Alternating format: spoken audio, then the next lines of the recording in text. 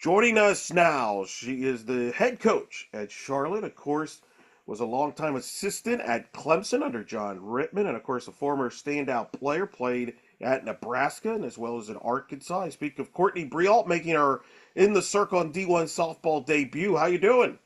I'm great. How are you doing?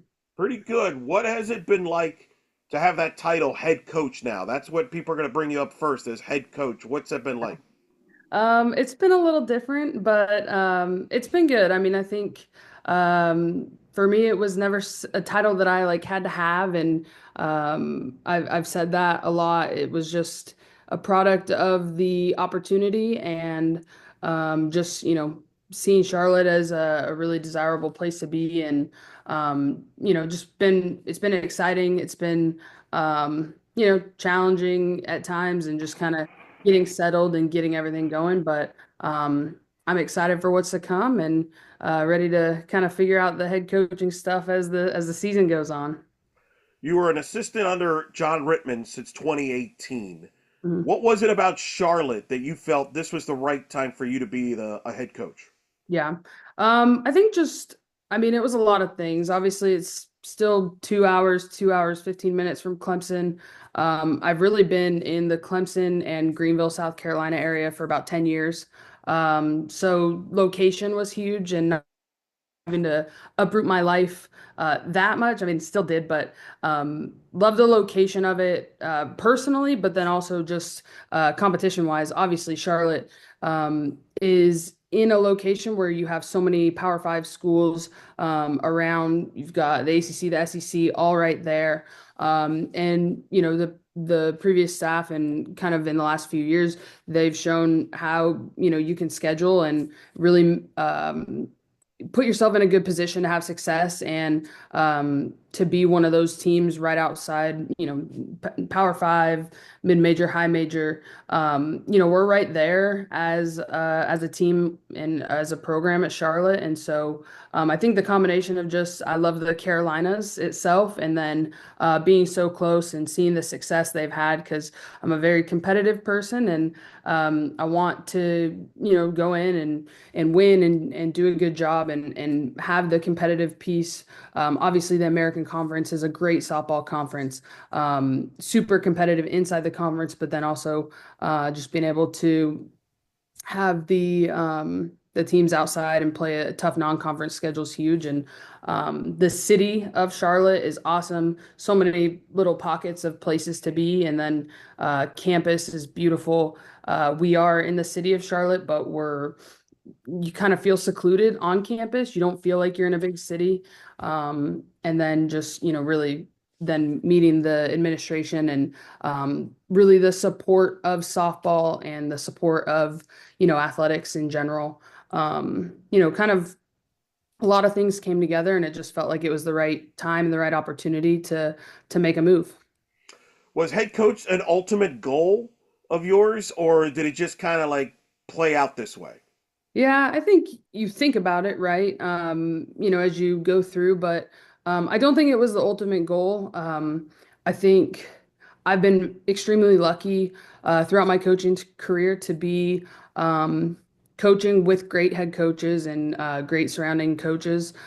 Started my career at Furman under Kyle Jamison, and then him and myself went to Clemson with Coach Rittman, and I think when you're in a product with great coaches and great people, you don't have to have that title. And I was happy. And I've said, I didn't have a whole lot of reasons to leave Clemson because I was happy. We've done, a lot of special things there and love my time there, love everything about it. But, again, it was all about the opportunity. And as you go through, I think, I was thinking about it and it was just kind of like if a few schools opened up, then those might be the ones. And Charlotte was just for me that school that I always kind of had my eye on and seemed like a great opportunity. And the more I learned about it, the more I was like, yeah, it definitely is the right opportunity. What advice did Coach Rittman give you once he knew you were taking the Charlotte job? And what things did you take from him, spending all that time with him on his staff, that you've applied to you now as a head coach? Yeah. I think, for him, it was kind of just like be yourself. And obviously we've had a lot of times together and coached throughout, the last 6 years really. And he's got so much experience and both the on the field side and, managing people and just kind of being in a lot of pressure situations with um, on and off the field that I one of the things that he's very even keeled. He's like very level-headed about things. He doesn't get too high or too low.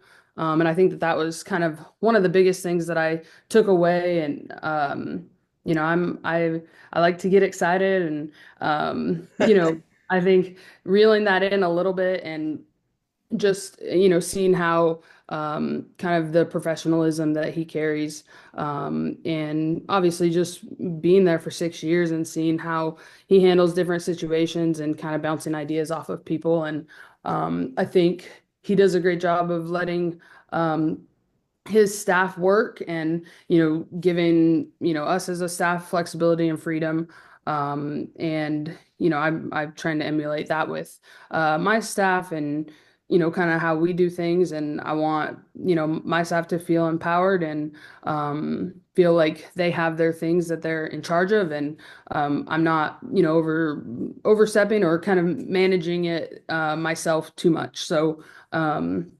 obviously learned a lot throughout my time with him and obviously that relationship's gonna continue on for a while and I know if I need something I can pick up the phone. Now you inherited a team. I think it's got like six returning players, so a lot of new faces on the roster. How has that transition gone as far as you getting to know the players you've got and the players getting to know you and your staff? How has that gone from the day you stepped in to the fall until now? Yeah, definitely. I mean, it is no secret. Like we have six returners from last year. We were able to get six freshmen as well. Some that were already planning to come to Charlotte, some that were new this summer, and then we have a big group of transfers as well. So we have 21 kids on the team.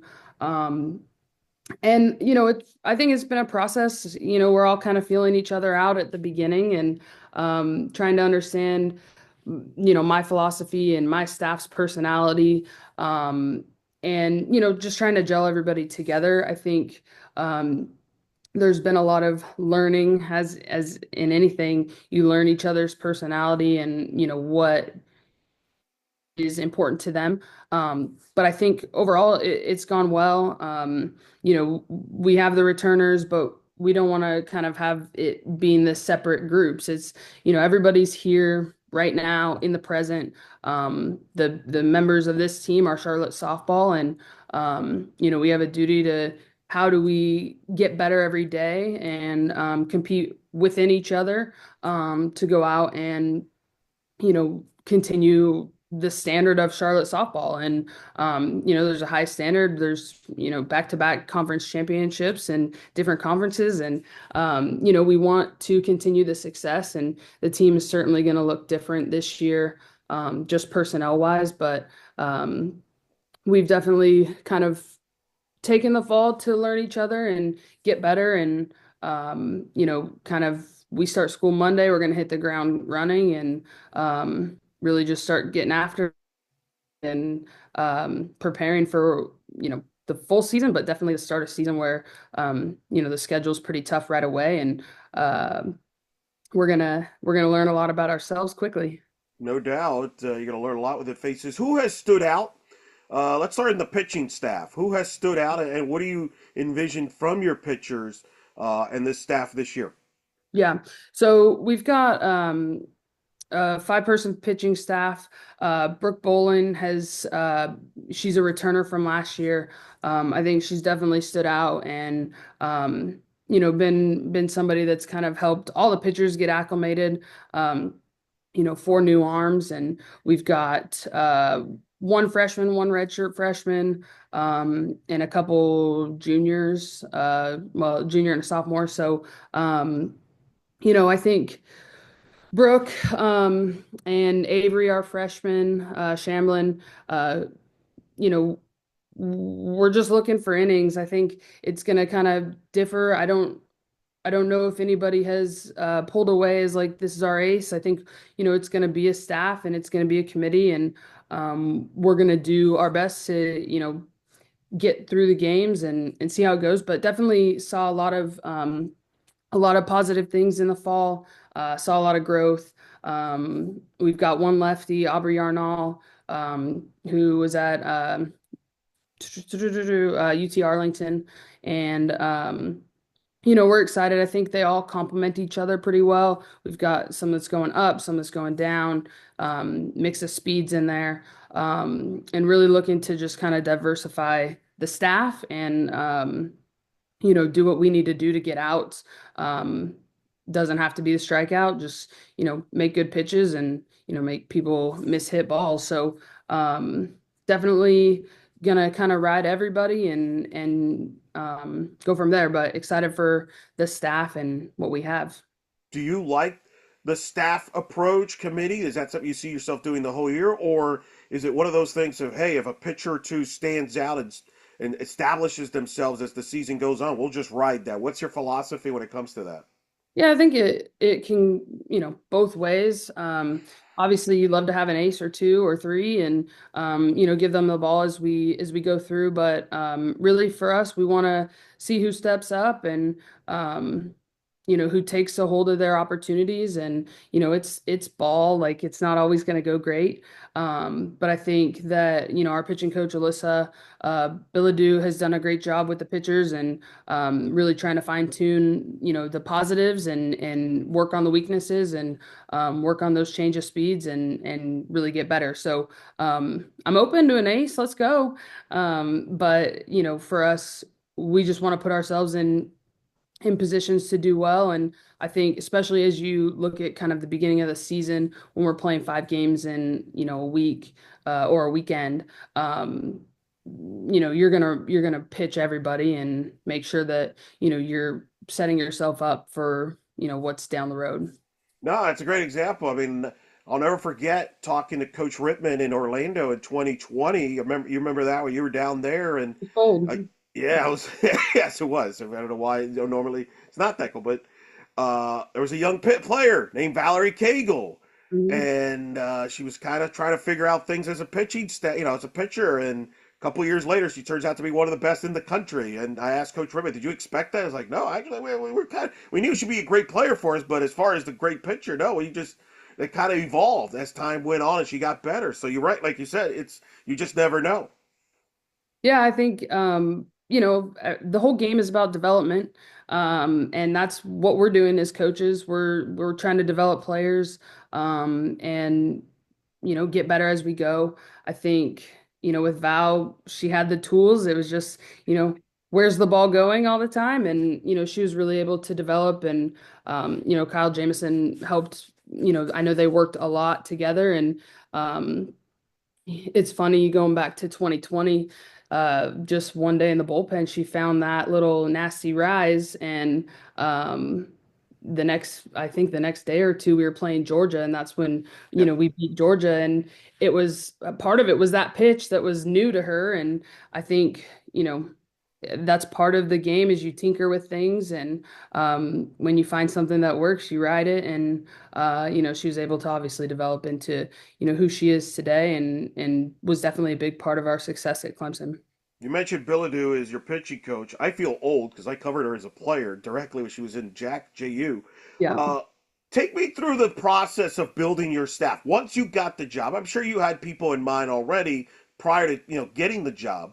But Yeah. once you get the job, take me through the process of I want this person on my staff, and then what role they will fill. You mentioned Billadu as your pitching coach. Tell me about the rest of the staff, and then how that impacts you as far as your role will be. Yeah. So when I was looking at the job, I was talking to really my two assistants now. I was talking to Jake Combs and I was talking to Alyssa Billadu. I've worked with both of them before at Clemson. They were both the GAs at Clemson. Jake was kind of the OG GA, starting in that 2020 season and 21, and then he had been at College of Charleston, working with outfield, working with hitters and Alyssa, I've been able to see her, work in the bullpen with the girls and just talking through things as she could as a GA. And then, we kept her on at Clemson as the player development, even though, she really wanted to be a pitching coach, but, kept her there. And, I was able to see, both of them, especially Alyssa, just because I was with her, in the previous 3 years where Jake was at College of Charleston, just see how, um, they both kind of develop relationships with players, how they both developed kind of their coaching styles. And, for Jake, he's super high energy.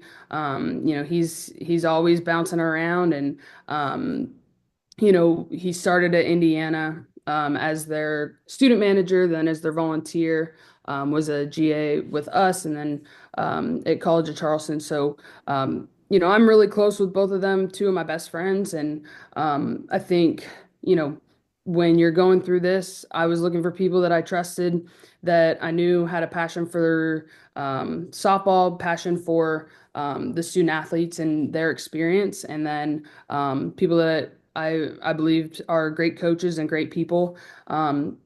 And definitely found that in both of them. So Jake's, he works with the outfield, he works with hitters, and then he's in the team, all the team concepts. He's a big base runner, coming from Indiana and the school of Shonda Stanton. He loves the base running and is very passionate about that. And Alyssa has done a great job with our pitchers. Felt like her, along obviously with Kyle Jamison at Clemson, did a phenomenal job with our pitchers at Clemson. And so felt very confident in those two. And those were my first two options, and I was able to get them both, which you know made things easier. And really right away we were hitting all the internet and all the coaches and everything, trying to get players and trying to get the right people in the building. So um those are the two assistants. And then Paige Halstead, who obviously has a decorated playing career at UCLA, was in the World Series all 4 years, won a national championship her senior year. It just so happened she was moving to Charlotte this summer. And when I got the job, she reached out, and it's like, heck yeah, like, come on. So, she's done a great job working with our catchers specifically. And, you know, I feel like that's a spot on our team that, we really wanted to focus on in the development side. And definitely have seen a lot of gains in that realm with her. So excited about that. And then Bailey Taylor's coming on as our director of ops. She's been at Queens last few years, and she was a player for me at Clemson. And prior to that, she was at Troy. So, for the most part, my staff is people that I know, people that I trust, and people that I know want and care about the experience, and want to, run through a wall for you. So just really excited about the people I work with every day. I think that, we want to create an environment where we like to have fun and, not take things too seriously, but then obviously, focus and get after things. So really love kind of what we're doing, and the development we've seen within the team throughout the fall. When you were at Clemson, I believe you ran the defense. Yeah. And I know that because your name will always come up as far as some of the best defensive coaches in the sport. I've always asked coaches like Chelsea Spencer, who's obviously defensive guru herself, even Taylor Smart, who's in the league and it was at UAB, about when you're a head coach, how do you decide whether to give up the defensive side or take it? And they said, no, that's part of my DNA. Like there's an Yeah. excitement on defense. When you became the head coach, did you feel always like I want to still run the defense? I mean, take me through that decision process from yourself. Yeah. I'd say at Clemson, like myself and Kyle, who he coached the pitchers, but we both kind of ran the infield. But no, I mean, for me, I love infield. Like I love being a part of it. It's where I played when, my entire life. Um, So definitely wanted to be involved in that. I do coach the infield, and just kind of a passion of mine. And Jake and I run a lot of the team concept stuff defensively. And again, I think when you build your staff, you see where things fit. And for me, that was just where I always saw myself and plan to do. What's the key to having a very sound, good defensive team?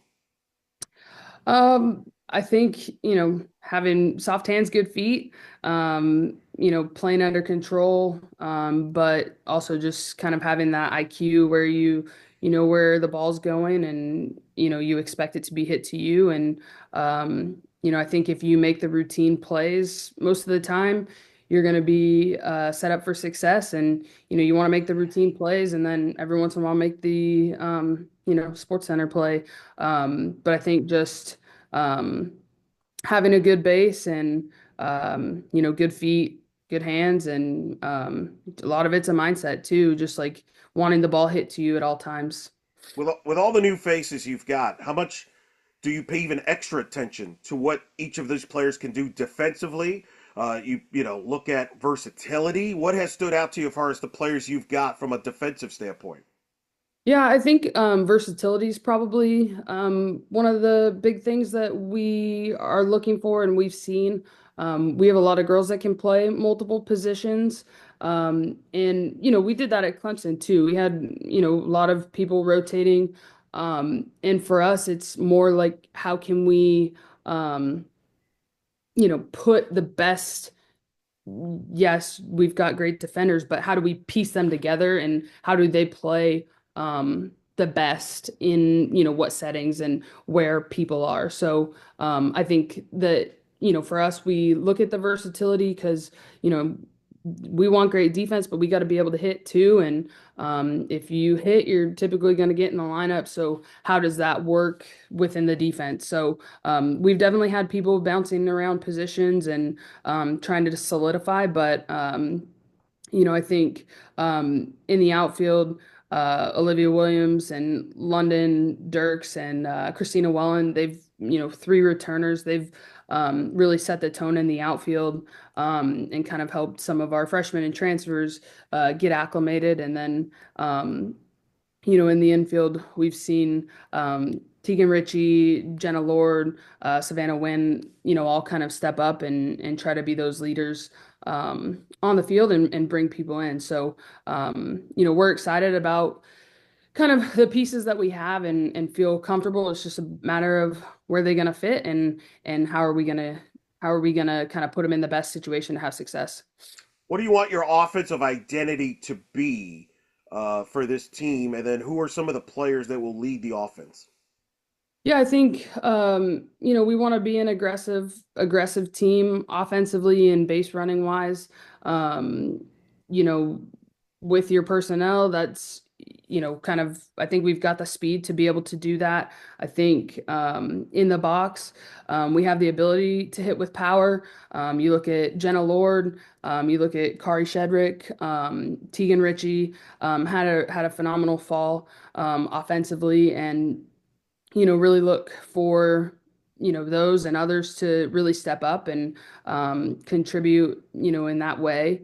I think that we are, you look up and down the lineup, we have a balanced lineup that can hit for power, that has some speed, and, really we just want to be aggressive. We want to take it to our opponents and, be the aggressors out there.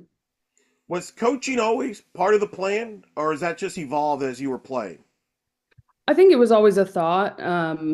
You know, I was never a person that knew this is what I'm gonna do after college. I didn't want to be a doctor or, whatever in that sense. So, I got a business degree, and I was always sport focused. It was more like I don't know what are we gonna do? But in transferring, I graduated from Nebraska in December and I had an extra semester. So I wasn't doing anything in the spring and I was planning to go to graduate school in the fall.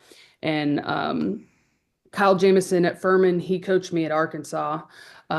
So he and then his assistant was one of my best friends that played at Arkansas, Sandra Smith, Sandra Owens now, but she's been coaching at Tulsa the last few years and she's now out of softball. But two people that I really respected that I had spent a lot of time with, and they were like, "Hey, we're at Furman, come check us out, come be our volunteer, like you'll love it." And I did, and I didn't end up going to graduate school in the fall. I stayed at Furman, and it just kind of happened that way. And, very lucky for the opportunities and the people, without, Kyle and Sandra, I wouldn't probably be in it. I don't know. It just depended. But I think with softball, it was just always something that I've been really passionate about and kind of makes sense to continue on. Yeah, it's kind of worked out. Mhm. How would you describe you as a player when you played at Arkansas, then Nebraska for Rhonda Revelle? How would you describe yourself as a player? Yeah. Slow. Um, I wasn't blessed in the foot speed arena, but I think for me, I was balanced. Could hit for a little power, but probably more gap to gap hitter. Um, felt like I played really good defense. That was always kind of something that I was passionate about was defense. Unfortunately, I was injured a lot of my career. I've had three shoulder surgeries, and so I had two surgeries during my college time. So after my right shoulder didn't really throw as well. And that was just kind of the nature of it. But I think for me, I always wanted to bring the same person every day. I wanted to be kind of the light, fun, make jokes and kind of keep everything loose. But then also just a really hard competitor, hates to lose. And so I think throughout my career, my roles were a little bit different. I pretty much played every game that I was healthy and able. My first 3 years, and then my senior year, um, I didn't play as much, especially in the start. I was kind of battling for that DP role, and I think when your role changes like that, it's hard to accept, but. Again, just for me, like wanting to be the same person and bringing that same kind of goofiness to the field and competitiveness and ended up I was able to kind of get myself in the lineup in the DP role late in the season, and that's my senior year when we were able to make a run to the World Series. And I feel like I had a up and down kind of career arc, and I feel like I was able to experience a lot of things. Obviously, I was a transfer, and so that shaped all of those things have shaped kind of who I am as a coach, and I feel like I'm really grateful for it because I feel like I can relate to a lot of different things and different feelings that the student athletes have, whether you're a transfer, whether you're a freshman, you're the new person on the team, you're the kid that plays a lot or you don't. Like I feel like I can relate to a lot of that and just grateful for all those experiences. Yeah, because I mean that turns out probably helped you now as a coach. You can relate to every player, like you said. That's unique there. What have you learned as a coach that you wish you knew as a player? I mean, so many things. I think as coaches, we probably all say this, but I definitely feel like, man, I would be a way better player now if Yeah, I knew what I knew then. I think you just see things a lot differently. Like you see the big picture more. Um, you see what you're looking towards rather than like the minute stuff within the day. Um, but I mean, I feel like I know the swing even better than I did as a player. I felt like I knew my swing and I could always talk the swing, but you just there's so many different nuances and you see things differently. And obviously, there's so much more information even out on social media and everything now, good or bad. But I feel like as a whole, you just see the bigger picture, and you see things differently as a coach, and you can kind of read maybe your team a little bit differently too.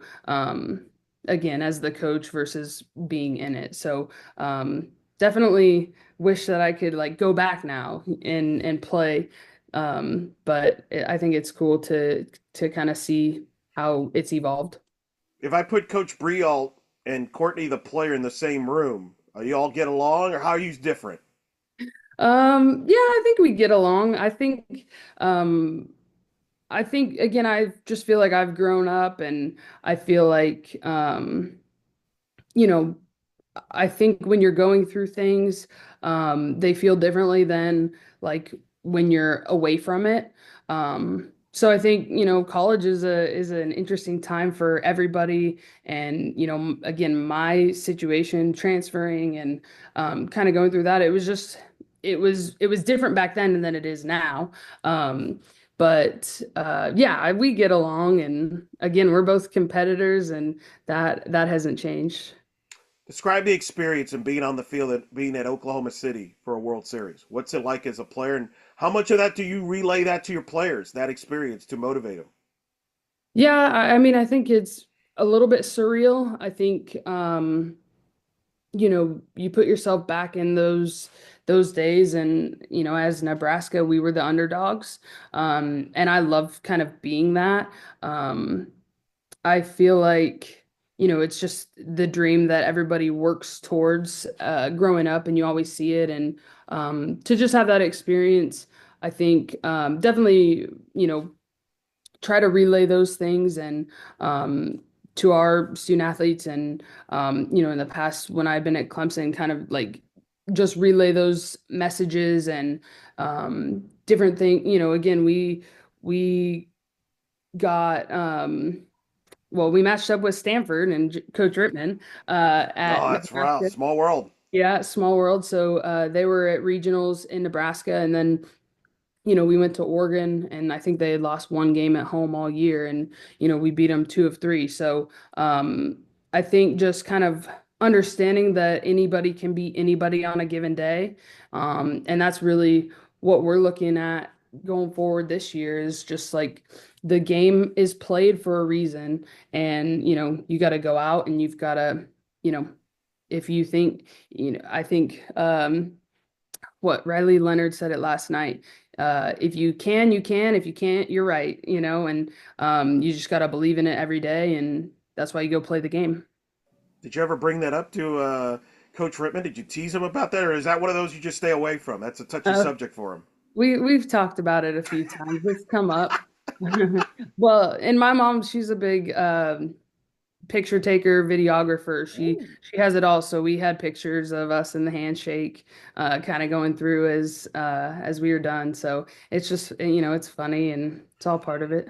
That was a heck of a ball club. I believe Maddie Fowler was on Hmm. that team, who's Yeah. obviously Kinsey Fowler's sister. I mean, you had some characters, first of all, on that team, but you had talented players there. Yeah, And the Edward obviously, right? Edward sisters, Taylor and Yes. Tatum, Kiki Stokes, uh, Brooke Thompson. We had a squad, that's for sure. Alicia What? Armstrong, a lot of a That's lot of right. good, a lot of good kids. What'd you learn from Coach Ravel? You talk about, what learned from Coach Um, Ribbon. Coach Ribbon, I mean, that's a pretty good tree you've got, by the way. A lot of Yeah. good people you've been around. Hey, I've said it. I'm very lucky. I'm just, very blessed for my experiences and where I've been, who I've coached under, played under. Um, Coach Ravel. I learned so much. I think obviously just super detailed and just very passionate about her craft and about her players. And I think seeing how she built relationships with her team and each player individually. And it's always with the entire Nebraska staff. Coach Sipple's been there forever. Coach Miller's been there forever. Just feeling loved and cared for as a student athlete on and off the field. And then obviously just very um, detailed, meticulous, and passionate about winning and passionate about how like figuring out how they can help you be, the best version of yourself and the most successful. How do they put you in those situations? So learned a lot, and definitely talked to them often, and especially on the road, and kind of seeing them recruiting. Talked to them quite a bit over the summer as I was going through trying to find a team, and they were helping, trying to send me players and stuff. So, um, grateful for that staff, Coach Ravel, and everybody there. Let's talk about the American Athletic Conference. What's been your thoughts here on the league? Getting to know the coaches. Certainly, you mentioned Charlotte, the success they won last year with the American, but it's a league that was a multi-bid league last year. Could be a multi-bid league. I think that's the expectation from the league, the coaches this year to even take it a step further with programs like FAU under Jordan Clark, who, like you, was a really successful assistant coach who's turned into a successful head coach. You got Roddy DeLong in North Texas, Ken Erickson at USF. Christy Brentbender, Wichita State. Your thoughts on the league now, having been around the coaches and in a league that it's a battle. I'm sure you probably even scouted the league often because at Clemson, that's a lot of teams are in that region. So you probably more familiar with the American than other coaches would be coming in. Yeah. It's funny. We only played which we played Wichita State last year in Puerto Vallarta. We played South Florida, I think the year before. But other than that, I haven't seen them a ton. But I mean, very impressed with the conference. I mean, even, being in the ACC, seeing what the American has done. A lot of talent. I know there's kind of a coaching carousel throughout the summer, and there's a lot of new faces as head coaches. But just excited to get in there. I mean, it's going to be a dogfight week in and week out. Um, the success that a lot of these coaches and these programs have had, playing Wichita, even going back to my Nebraska days, they're a great team. Just, for me, kind of familiarizing myself with everybody and, exactly how people play. And, we've got to come out and be ready. And I think for us, we've got a really difficult schedule, non-conference and conference, and you know, we're trying to play those tough non-conference games to help us in conference. And we've got, I think, we go on the road to North Texas, FAU, Wichita, Tulsa, Memphis. Like it's no easy road. So definitely impressed with the American, and know that it's gonna be a tough conference to get through, and just looking forward to for me and a lot of the student athletes, like seeing different schools and kind of getting after it and competing there. You weren't kidding about your schedule either. Like you're going to open up in Baton Rouge in a tournament there hosted by LSU. Got Southeast Louisiana, an NCAA tournament team, Central Arkansas, and then you come to Clearwater week 2, the ESPN tournament. I want to ask you about that specifically. Mhm. What does that mean to have that exposure to be on ESPN in Clearwater and playing the competition you're going to be facing in Liberty, UCLA, Auburn, Texas A&M, and San Diego State? It's the who. It's people have described it as a mini World Series. I've covered it. What's it like to be a part of that for the program? Yeah, it is. I mean, it's really incredible to be invited there, to be able to compete with the best of the best right away. Definitely going to give us a good look at where we're at, and the good and the bad, and it's going to help us as we move through the season. But definitely excited for the opportunity for the girls to experience that tournament. I've been able to be there with Clemson a couple years ago, and just the atmosphere. And it's not the biggest facility, and it's just like there's so many people packed in, and the fans and just the whole experience. Some of the best softball we're gonna see throughout the year, and just really grateful for the opportunity, and excited to go down there and experience it, and go compete. And then after that, you're playing some team named Clemson. After that, you come back. Is that home or is that Clemson? That's at Clemson, and then the next weekend, South Carolina is at Charlotte. So it's going to be 2 good weeks. Well, you're big on storylines, which as a media person, I appreciate that very much. Yeah. Have you thought about that trip to Clemson? Is that going to be surreal, emotional? Why would I mean? I know you're going to be locked in on your team, but that's going to be a special place for you in your life and your career for what Yeah. you've accomplished. Or is that how surreal is that going to be for you? Yeah, for sure. I mean, I think it will be emotional. I mean, I was pretty emotional this summer. Leaving a place that I've been for 6 years. Just a lot of great people, a lot of great student athletes there. But I'm excited for the opportunity, and again, I'm excited to be here at Charlotte, and I'm ready to go there and experience it as a visitor instead of as in the home dugout. It'll definitely be different, but I'm excited for it, and it'll be good to see everybody, and hopefully we go make some noise. Well, I appreciate the storyline narrative there. You're not definitely not afraid to play teams. That's going to be exciting. You're going to learn a lot about your group. My last question to you is: what is going to be the keys to this team's success in 2025? What stands out to you? Maybe some questions that you're hoping to get answered. Yeah, I think keys. I think the pitching staff and just being able to give us good innings and playing solid defense. I don't think that we're going to be a pitching staff that leads the nation in strikeouts. And you've got to get outs and not give free bases and give 4 or 5 outs in an inning. So definitely looking for being able to play solid defense.